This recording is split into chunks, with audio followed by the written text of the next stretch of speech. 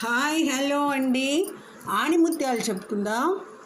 ఆకలితో ఉన్న కడుపు, ఖాళీగా ఉన్న జేబు, ముక్కలైన మనస్సు, ఈ మూడు జీవితంలో ఎన్నో పాఠాలు నేర్పుతాయి. ఆరోగ్యం మందులతో రాదు, అది ఎప్పుడూ మనశ్శాంతితోనూ నవ్వుతూ ఉండటం ద్వారాను, ఉన్నదానితో తృప్తిపడడం వలన, ఇతరులకు నీ ప్రేమను పంచి ఇవ్వడం ద్వారానూ లభిస్తుంది.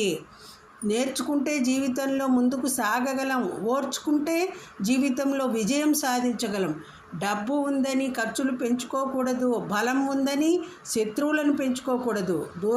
దూరంగా ఉన్నవారిని దగ్గర చేసే శక్తి, దగ్గరగా ఉన్నవారిని దూరం చేసే శక్తి ఒక్క నోటి మాటకే ఉంది. అది కత్తి కంటే పదునైనది, అమృతం కన్నా తీయనైనది. కోట్ల ఆస్తులు ఉండి రేషన్ బియ్యానికి, వృద్ధాప్య పెన్షన్కు కక్కుర్తిపడే జనాలు ఉన్నంత వరకు ఆ దేశం బాగుపడడం అసాధ్యమే కాదంటారా? నచ్చిందండి వీడియో? నచ్చితే లైక్ చేయండి.